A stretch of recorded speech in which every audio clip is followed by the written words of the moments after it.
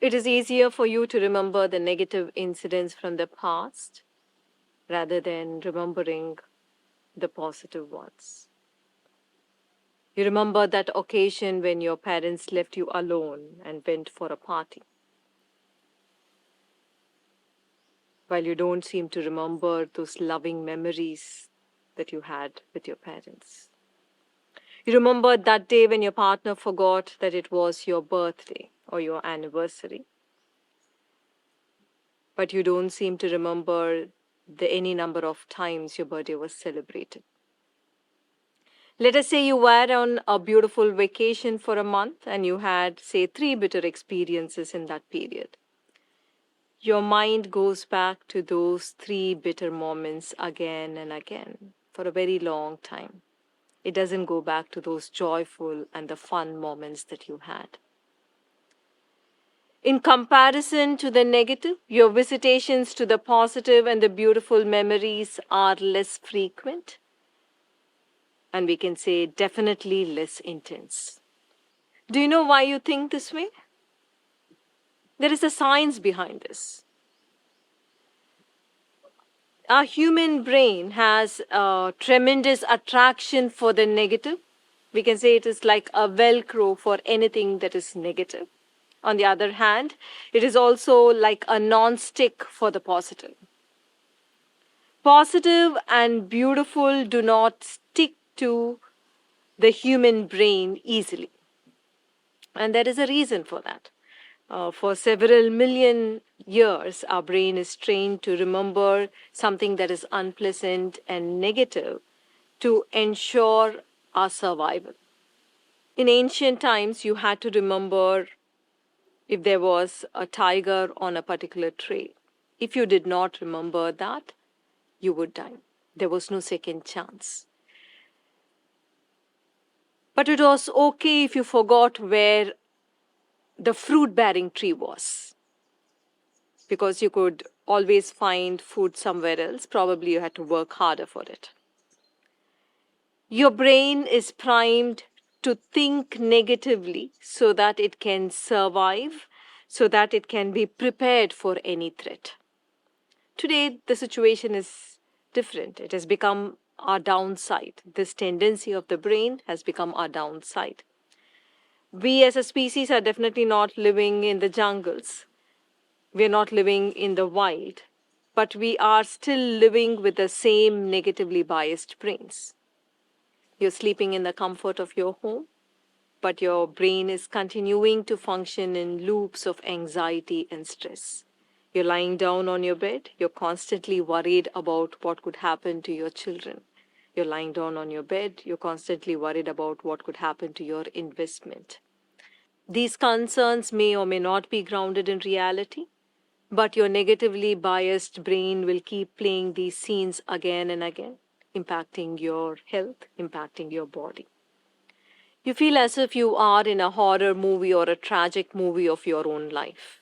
You see these most painful, hurtful situations come to pass in your head again and again. Your brain is in an overdrive, believing that you are in such painful situations, and it gets your entire body mechanism on an alert to face the worst. How ridiculous. How harmful to the body. You most often respond to life, respond to circumstances when you are overpowered by the brain's negative bias.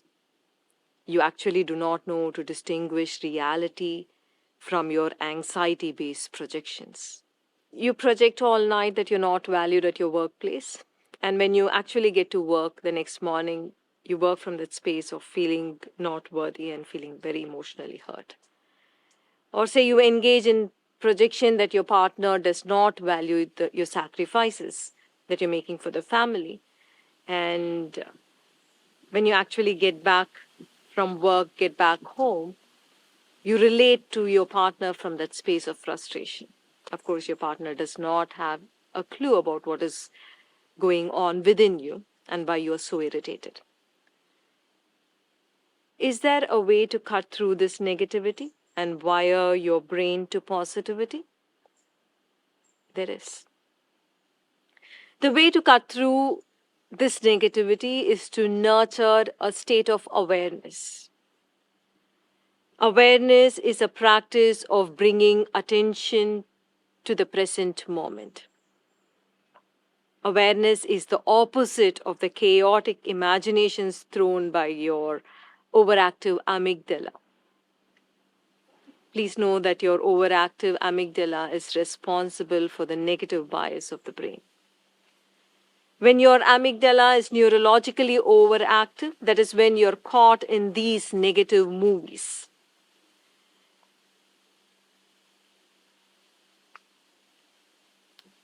When you practice awareness, you declutch from these mental movies and do not feed this negativity.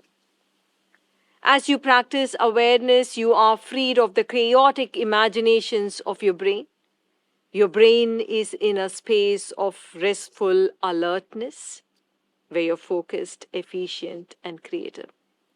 You are rewiring your brain to positivity in awareness.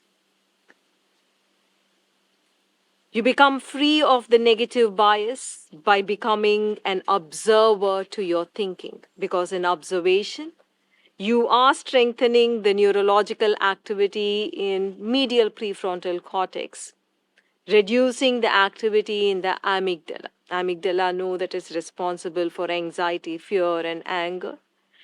But in observation, it is the medial prefrontal cortex that becomes active. Believe me, you can rewire your brain with dedication, with repeated meditation practice of, say, 10 to 12 minutes a day. You can get rid of the negative bias of the brain.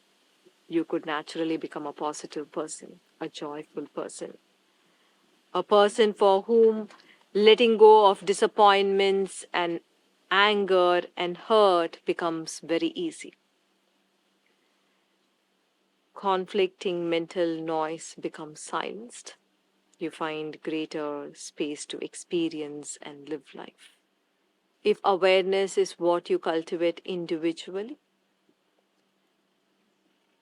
amidst your friends, amidst your family members, you need to cultivate loving conversation.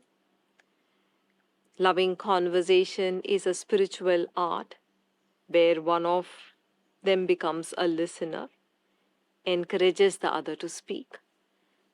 And when the other speaks, you hold them in a space of non-judgment. Hold them in a space of compassion for the inner stress that they are going through. Offer them loving understanding, letting them know that you feel them. And then the speaker in turn shares from a space of great self-awareness, making sure you don't blame the other. And such a heartfelt, loving conversation can bring true love into relationships. It can help you move away from the negative bias of the brain and help you solve an actual problem if there is any. Before taking leave of you, I want you to remember that your brain is just not a survival mechanism, but the human brain is an incredible creation that can experience profound states of consciousness. You have a consciousness that is capable of going beyond selfishness to a space of deep compassion, where you can be moved by the suffering of the other. You can be moved by the suffering in the world. And you can respond to create a difference. The human brain and consciousness is capable of great equanimity, a state in which no matter what challenge unfold around you, you could be unfazed and respond to life from a state of incredible clarity.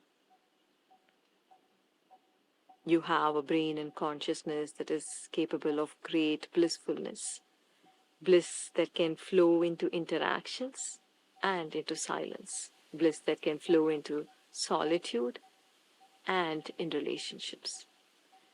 This is the power of your brain and your consciousness when it is enlightened.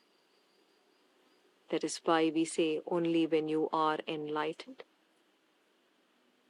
you know the glory of being human. You become an entrepreneur who makes decisions without succumbing to anxiety. You become a parent who can relate to one's child without succumbing to worry. You become a partner who can truly care without judgments.